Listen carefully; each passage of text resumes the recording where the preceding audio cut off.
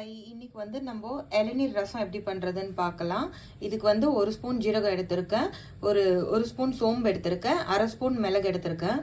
First இதை இடிச்சிடலாம். இப்போ இதோட வந்து 2 காஞ்ச மிளகா, ஒரு 6 பூண்டு போட்டுக்கிறேன். இப்போ இதோட 1 ஸ்பூன் தனியா போட்டுக்கிறேன். ஸோ இந்த மாதிரி இப்போ இடிச்சாச்சு.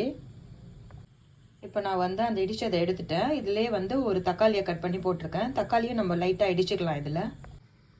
இப்போ தக்காளி இந்த மாதிரி இடிச்சிட்டேன். ஸோ இடித்தாதான் நமக்கு அந்த நல்ல டேஸ்ட் கொடுக்கும். ஒரு 2 டம்ளர் இளநீர் வச்சுருக்கேன், 1 டம்ளர் புளி தண்ணி வச்சுருக்கேன். இப்போ ஒரு கடாயில் 2 ஸ்பூன் ஆயில் கொத்திருக்கேன், 1 ஸ்பூன் கடுகு போட்டுக்கிறேன், ஒரு 1/2 ஸ்பூன் ஜீரகம் போட்டுக்கிறேன். இப்போ நம்ம இந்த இடிச்சதை போட்டுடலாம். இது ஒரு 2 மினிட்ஸ் ஃப்ரை பண்ணிவிட்டு இப்போ தக்காளியும் போட்டுடலாம். இப்போ புளி தண்ணி கொத்திடலாம். ஒரு 2 மினிட்ஸ் குக்காக எடுத்து இப்போ நம்ம வந்து இளநீர் கொட்டிடலாம்.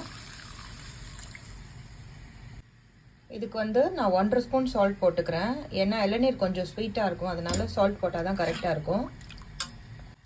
ஒரு 1/2 ஸ்பூன் மஞ்சள் பொடி போட்டுக்கிறேன். இப்போ இந்த மாதிரி நல்லா கொதிச்ச உடனே 1 ஸ்பூன் பெருங்காயத்தூள் போட்டுக்கலாம். மிக்ஸ் கொடுத்துடலாம்.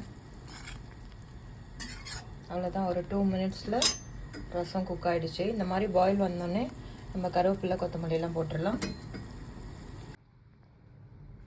ஒரு யம்மியான இளநீர் ரசம் ரெடி. சூப்பராக இருக்குது. உண்மையாகவே நீங்களும் ட்ரை பண்ணுங்கள். தேங்க்யூ.